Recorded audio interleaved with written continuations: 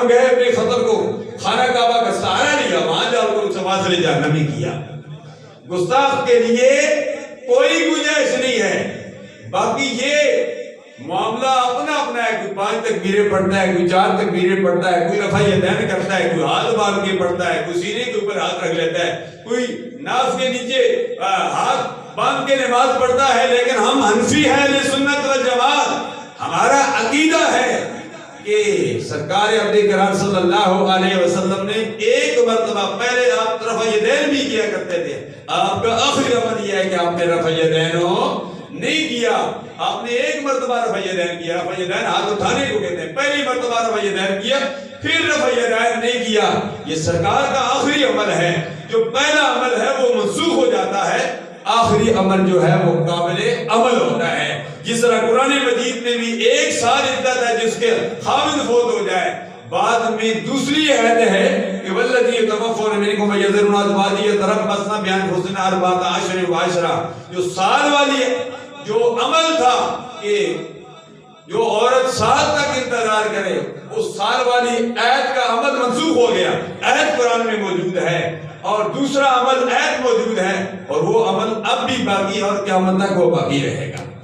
بعض عمل جو ہے ابتدائی اسلام میں جائز سے بعد میں وہ منع کر دیے کہ سرکار کا ہری عمل تھا۔ امام شافعی علیہ رحمت، امام مالک علیہ رحمت یہ رفع یدین کیا کرتے تھے، لیکن ادب و احترام اتنا تھا، انہوں نے جھگڑا نہیں کیا، فساد نہیں کیا۔ ایک موقع پر امام شافعی علیہ رحمت رفع یدین کیا کرتے تھے، امام اعظم علیہ رحمت کی قبر پر مزار پر گئے، جا کر رفع یدین نہیں کیا۔ شاگرد پوچھتے ہیں کہ استاد محترم آپ تو رفع یدین کرتے ہیں، فرمایا اتنے بڑے امام جس کے ہم مقلد ہیں امام اعظم کے، حنفی کہلاتے ہیں، فرمایا اتنے بڑے امام جو تابعی ہیں، حضرت امام اعظم امام ابو حنیفہ نعمان بن ثابت، فرمایا ان کے مزار پر جب میں نماز پڑھتا ہوں، فرمایا مجھے یہاں رفع یدین کرتے ہوئے شرم آتی ہے۔ یہ ادب تھا۔ ادب سے بہت کچھ ملتا ہے، ادب نہیں تو کچھ نہیں۔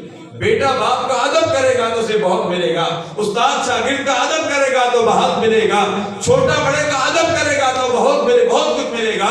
کوئی بھی شخص مسجد کا ادب کرے گا، بڑوں کا ادب احترام کرے گا، اسے بہت کچھ ملے گا۔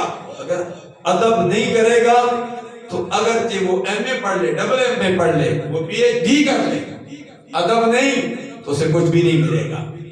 ادب سے سب کچھ ملتا ہے۔ الدین کلو ادب۔